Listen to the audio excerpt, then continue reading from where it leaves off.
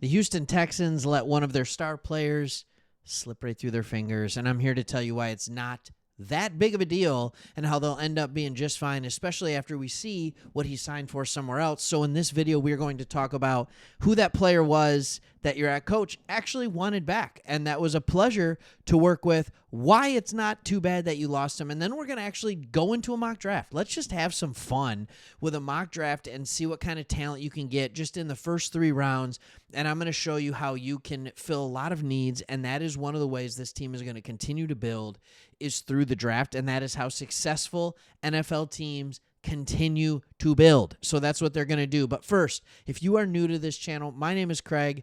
Me and my buddy Chris, we started this channel after a different channel, Sports Talk Detroit. We are Lions fans, but we loved what the Texans started doing back early when they drafted C.J. Stroud, and we thought last year, before the season started, this could be a team that starts to do something special. They have a good, solid head coach. They have a good quarterback and foundation. Let's see what they can do. It has been a fun 2 years covering this team amongst others, and we just love seeing it. So here's what is being said. DeMeco Ryans wanted Diggs back. He said that, which is a good thing to say. He said it was a pleasure working with Stefon.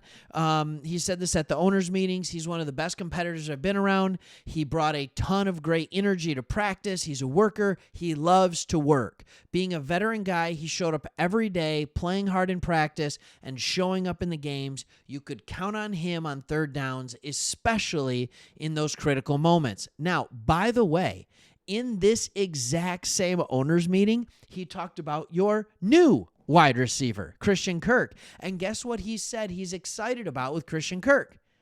He's a veteran guy, and he's reliable on third down. So he really just said, basically, in this owners meeting, we would love to have Diggs back. But Christian Kirk's just as good. And he's not just as good. That's not what he's saying. But he says Christian Kirk plays a similar role. And when you see that the biggest issue between the Texans and Diggs was simply that they couldn't come to agreement on what the financial terms would be. And when you see Diggs coming off a torn ACL signing for a 3-year deal worth $69 million, you understand why they went in a different direction. That's why they did it. They went in a different direction because they didn't want to throw $23 million at an aging wide receiver coming off a major injury. You don't know what that's going to look like. Meanwhile, you have teams like the Patriots. The Patriots came into this offseason, I believe, with the most or the second most money to spend in free agency, and they're not a good team. So they had to overpay for some of their stars. They were going to have to overpay in order to get Diggs there. That's fine. I think it works for them, but that doesn't mean it would have been a good decision for the Texans. You want to continue to clear ways to get guys like Nico Collins, and I'm going to show you in our mock draft that you can still address all the needs that you have to do. So as we go into this mock draft, I want you to leave your comment below. What position do you feel the Texans need most? And then you can see if I adequately address that in a 3-round mock draft. It's not the 7-round. It's just a 3-round. I mean, obviously, I think they need to address offensive line maybe a little bit, but I think it's actually gotten better than before. You brought in Cam Robinson. Like, it's starting to not look as bad as we thought when all of a sudden it's like, oh, no, we lost Tunsil. Okay, well, they brought in another tackle that's a serviceable tackle, a starting caliber tackle. And they want to grow some of their young guys, right? That's just the way that works. They want to grow Fisher on the right side and see if he can become a legitimate NFL starting tackle. What about wide receiver? All right, they have Nico Collins. They have Christian Kirk, who will work the slot wonderfully. But do they need someone else? Do they need someone else, like an Emeka Egbuka, a Matthew Golden? I have a couple of other guys that I think could be really good. Or are you more of the defensive line type of route? Defensive line, maybe depth at running back. This is a draft class that's loaded with depth at running back. You don't need to go there early. So why don't you go hang out with me here? We got the PFF Draft Simulator picking 25th. All right, and here's what you see was going ahead. There's a lot of these guys that obviously you were never in the running for a guy like Gene T, Will Campbell, Tet McMillan, Abdul Carter fell to 8th in this draft. That's very interesting. You get a lot of these guys, Mike Green, Josh Simmons. This is also a loaded defensive end class. And the reason that's good for all of you is that a bunch of these edges get off the board before you're picking. And quite frankly, you don't need an edge. You don't need one. So here's where I'm at when it comes to the mock drafts. I am a big proponent of draft for talent, not for need. But also, if need and talent run hand in hand, that's fine. I can take one of those. So when I look at your roster as currently stands, I look at a guy who wants to be able to stop the run, but I also look at someone who wants to be able to have a great pass rush and stuff like that with your head coach. And so when I look at where the board fell, yeah, you could go Kelvin Banks at tackle. You absolutely could. If you want to see a little bit more about this guy, he started playing really, really well, had a great pass block rate, all that kind of stuff. He played all left tackle. Cam Robinson has a 1-year deal. Do you let Kelvin Banks play in here? Tackle is a great, great need. That is your franchise quarterback.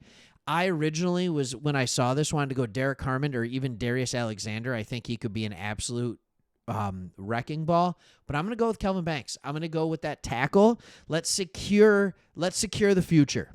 All right, let's secure the future for CJ Stroud. Then you see some of these guys that I would have wanted that probably went afterward. There's Derek Harmon. There's Darius Alexander. Gray Zabel wouldn't have been a bad pick on the inside, and that's fine. So now we get all these guys, Eric A. Manor, all this kind of stuff, and I'm going to show you a couple guys that I really like that I think are a really good option here in the second round. This is this is not a bad draft. It just isn't. When it comes to skill positions, it's not great, but it's not bad.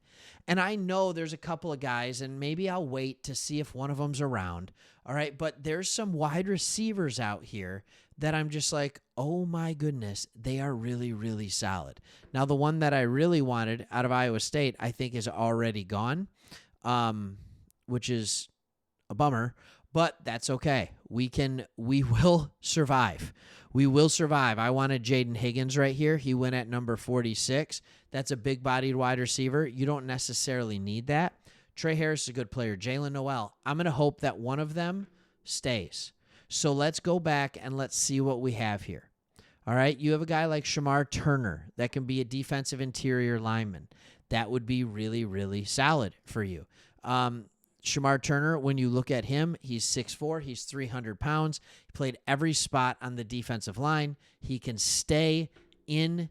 He can stay in exactly where he's at. This is more of a physical upside than anything else. Not bad. All right. Kyle Kennard is a good player. Josiah Stewart, good end. All this kind of stuff. Alfred Collins. All right. When you look at him, this is a true tackle.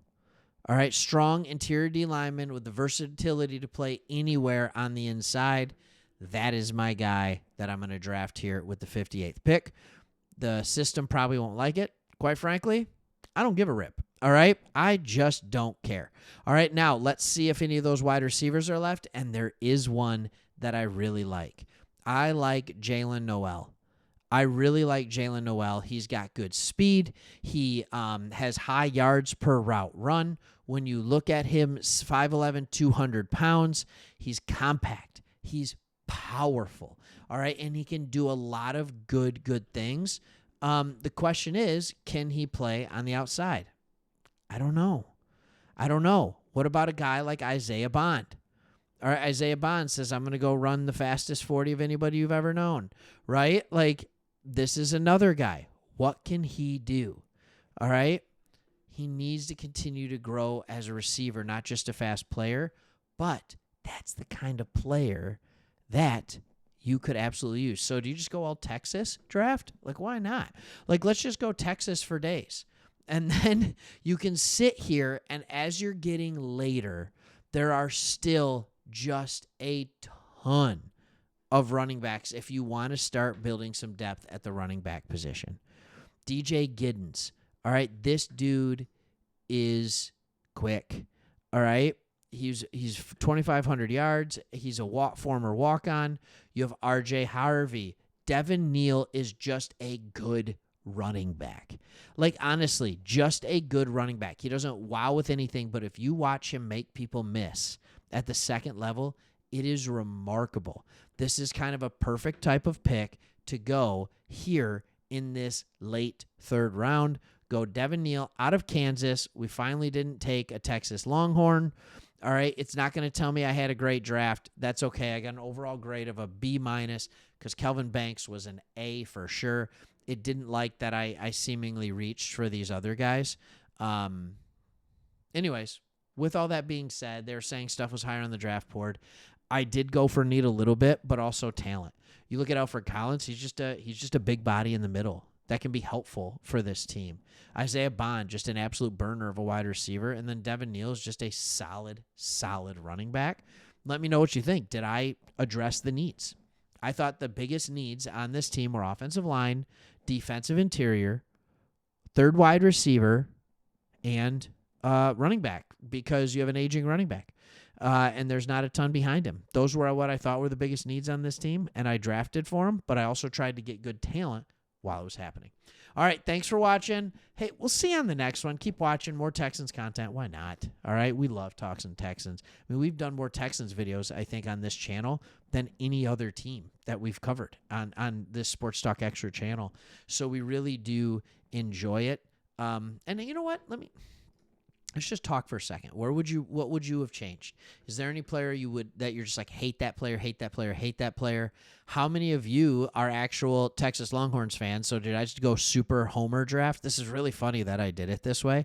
Not even thinking to myself, oh yeah, I'm drafting for the Houston Texans in Texas, and I'm drafting all Texas Longhorns. I promise I didn't do that to get you to like my video.